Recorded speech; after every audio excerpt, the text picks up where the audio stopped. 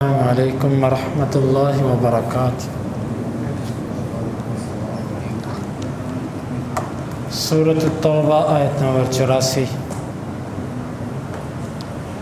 اعوذ باللہ السمیع العلیم من الشیطان الرجیم من ہمزہ ونفخہ ونفثہ۔ ولا تصلی، اور نہ آپ نماز جنازہ پڑھیں، علی احد، کسی ایک پر، منہم، ان میں سے، ماتا، جو مر جائے، ابدا، کبھی بھی،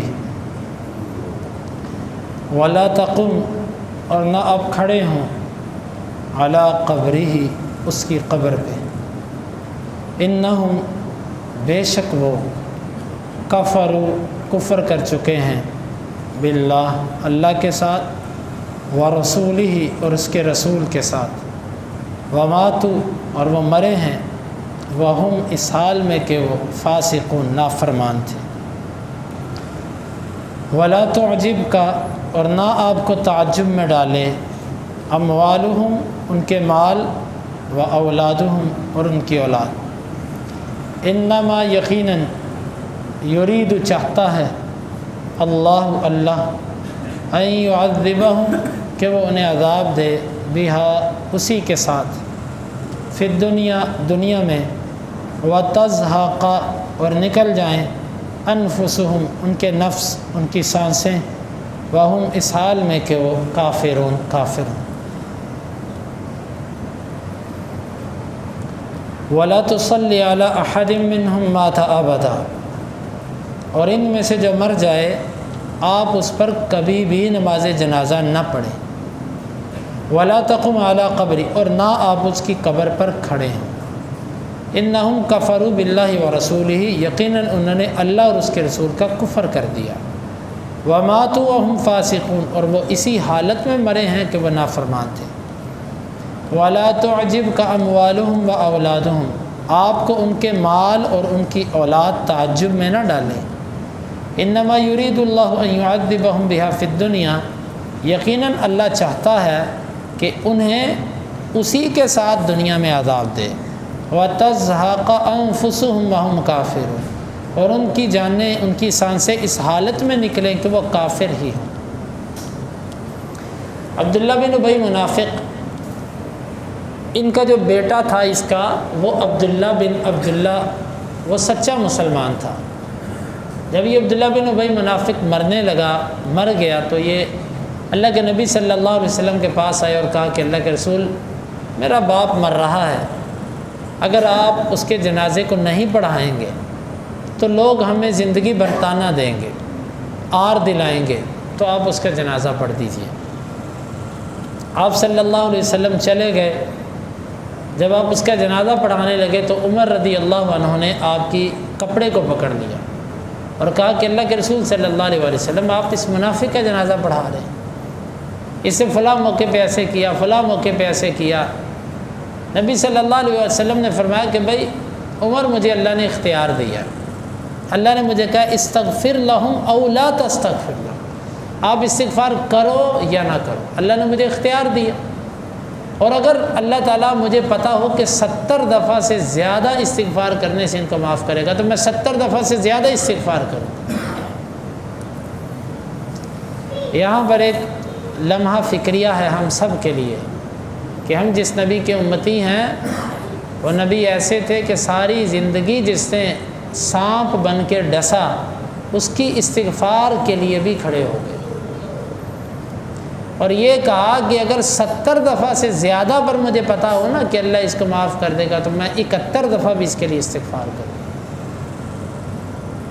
ہمارے نبی صلی اللہ علیہ وسلم کینہ پرور نہیں تھے، دل میں کینہ نہیں رکھتے تھے، دل کے صاف تھے، کسی نے کتنی بھی اذیت پہنچائی لیکن آپ کے لیے، آپ کے پاس اس کے لیے خیر ہی تھی۔ تو یہ مر گیا، عمر رضی اللہ عنہ نے روکا لیکن آپ نے جنازہ پڑھا دیا۔ جب جنازہ پڑھایا تو یہ آیت اتر آئی کہ اللہ کے رسول صلی اللہ علیہ وسلم آپ نے آج کے بعد کسی منافق کی میت پر کھڑے نہیں ہونا، اس کا جنازہ نہیں پڑھانا، اور نہ اس کی قبر پہ آپ نے کھڑے ہونا۔ یہاں سے اہل علم نے لکھا ہے ہر وہ شخص جو اللہ کے رسول کا مذاق اڑاتا ہو، ان کی احادیث کا انکار کرتا ہو، مذاق اڑاتا ہو، یا اللہ کی کتاب کا مذاق اڑاتا ہو، اس کا استخفاف کرتا ہو، اس کا جنازہ نہیں پڑھنا۔ اس آیت کے اترنے کے بعد عمر فاروق رضی اللہ عنہ زندگی بھر، اللہ کے نبی صلی اللہ علیہ وسلم نے اس کے بعد پھر کسی منافق کا جنازہ نہیں پڑھا۔ آپ صلی اللہ علیہ وسلم اس کے بعد، بلکہ جنازہ جب آتا تو آپ دیکھتے، اگر لوگ اس کی تعریف کرتے کہ یہ اچھا آدمی تھا، نیک تھا، تو آپ جنازہ پڑھتے۔ اگر لوگ اس کے بارے میں برا تبصرہ کرتے تو آپ جنازہ نہیں پڑھاتے تھے۔ آپ لوگوں سے گواہی لیا کرتے تھے کسی اجنبی کا جنازہ پڑھانے کے لیے، جس کو پہچانتے تھے اس کو تو پہچانتے تھے۔ اور عمر فاروق رضی اللہ عنہ زندگی بھر حذیفہ بن یمان کو دیکھا کرتے تھے۔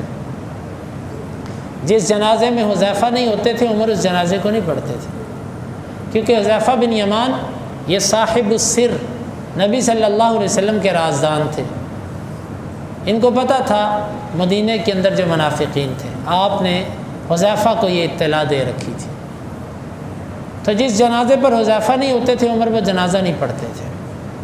آج ہمیں جس بندے کے بارے میں پتہ چل جائے کہ یہ زندگی بھر اللہ یا اس کے رسول کا مذاق اڑاتا رہا، یا ان کے صحابہ کرام سے دشمنی کرتا رہا ہے، نبی کے اہل بیت سے، یاد رکھیے ہمیں اہل بیت سے محبت ہمارے ایمان کا حصہ ہے۔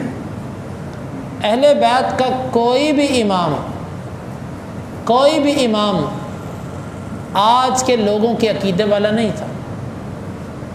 اہل بیت کے جتنے لوگ گزرے ہیں جن کے نام معروف ہیں، یہ سب کے سب اولیاء اللہ تھے۔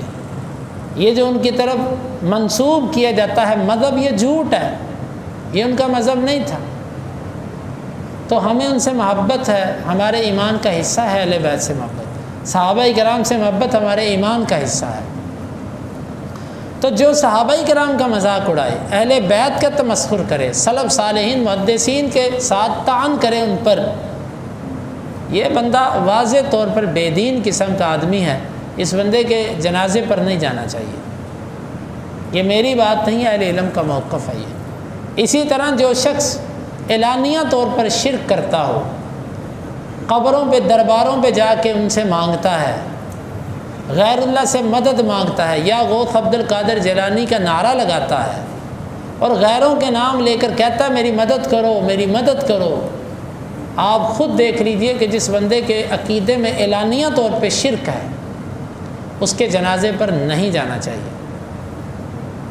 یہ سختی نہیں ہے، یہ غیرت ہے، غیرت۔ ہمارا بیٹا، ہمارا بچہ اگر میرے جیتے جی میرے سامنے کسی غیر سے مانگے نا تو میری غیرت، میرا خون کھولتا ہے کہ میں مر گیا ہوں، میرے سے کیوں نہیں مانگتے، میں تمہارا باپ ہوں۔ ایک رب کہتا ہے ادعونی استجب لکم، مجھے پکارو میں تمہاری دعا کو قبول کروں گا۔ ایک بندہ فوج شدہ کا واسطہ دیتا ہے، بلکہ واسطہ دینا اور ہوتا ہے، یہ مانگتا ہی غیر سے ہے۔ غوث عبد القادر جیلانی یہ چیز دے دو، یا علی مدد، یا رسول اللہ مدد، یا عبد القادر جیلانی شیئا للہ، اس طرح کے کلمات شرکیہ کلمات ہیں، کفریہ کلمات ہیں۔ جو یہ بندہ کلمات کہتا ہے عقیدے کی کتابوں کے اندر، یہ میرا فتویٰ نہیں ہے، عقیدے کی کتابوں میں لکھا کہ ایسے بندے کا عقیدہ شرکیہ ہے، اس کے جنازے پر نہیں کھڑے ہونا۔ ہاں نام کے اندر شرک نہیں ہے۔ بعض لوگ ناموں کے پیچھے پڑ جاتے ہیں، جی یہ بریلوی ہے، ہر بریلوی کا عقیدہ یہ نہیں ہوتا۔ کتنے ایسے بریلوی ہیں کہ جو شرک نہیں کرتے، جو شرک نہیں کرتے، ہمارا ان سے اختلاف عقیدے کے مسئلے میں نہیں ہے اس باب میں۔ تو لہٰذا ہم ناموں پر نہیں تقسیم کرتے کہ یہ بریلوی ہے، یہ دیوبندی ہے، اس پر کوئی تقسیم نہیں ہے ہماری نظر میں۔ ہر وہ بریلوی، ہر وہ دیوبندی وہ ہمارا بھائی ہے جس کے عقیدے میں شرک نہیں ہے۔ ناموں پر تقسیم نہیں ہے، عقیدے اور عمل پر تقسیم ہے۔ کوئی اہل حدیث کہلوا کر اگر شرک کرتا ہے تو وہ نام کا اہل حدیث ہے، اس کو اہل حدیث نہیں کہا جا سکتا۔ اہل حدیث کہلوا کر بھی اگر کوئی شرک کرتا تو وہ مشرک ہی ہے، اس کا عقیدہ شرکیہ ہی ہے، لفظ اہل حدیث اس کو بچا نہیں سکتا۔ اور اگر کوئی بندہ شرک نہیں کرتا تو بریلوی کے لفظ سے وہ مشرک ہو نہیں جاتا، دیوبندی کے لفظ سے وہ مشرک نہیں ہوتا۔ یہ ناموں کی تقسیم کو ہٹا کر حقائق کی طرف ہم آئیں کہ عقیدہ دیکھنا چاہیے کہ یہ بندہ کس عقیدے کا تھا، تو ہمیں بس اس پر اللہ تعالیٰ نے جب اپنے نبی کو منع کر دیا تو ہمارے لیے بھی یہی حکم ہے کہ ایسے بندوں کا جنازہ نہ پڑھے۔ وَلَا تَقُمْ عَلَىٰ قَبْرِهِ، اور نہ اس کی قبر پہ کھڑے ہونا ہے۔ یہاں سے ابن کثیر رحمہ اللہ نے لکھا ہے کہ جب بے دین آدمی کی قبر پر نہیں کھڑے ہونا تو معلوم ہوا مسلمان کی قبر پہ کھڑا ہونا چاہیے۔ مسلمان کی قبر پہ کھڑا ہوا جائے گا، اس کے لیے دعا کی جائے گی۔ نبی صلی اللہ علیہ وسلم نے فرمایا کہ استغفروا لأخیکم فإنہ الآن یسأل، اپنے بھائی کے لیے استغفار کرو، قبر پر کہا تھا، اس سے ابھی سوال کیا جائے گا۔ تو مسلمان کی قبر پہ کھڑے ہونا ہے، اس کے لیے دعا کرنی ہے، اس کے لیے ثابت قدمی کی دعا ہے۔ لیکن جس کے عقیدے میں شرک ہے، جو بے دین ہے، ملحد ہے، اس کی قبر پر نہ کھڑے ہونا اور نہ اس کا جنازہ پڑھنا ہے۔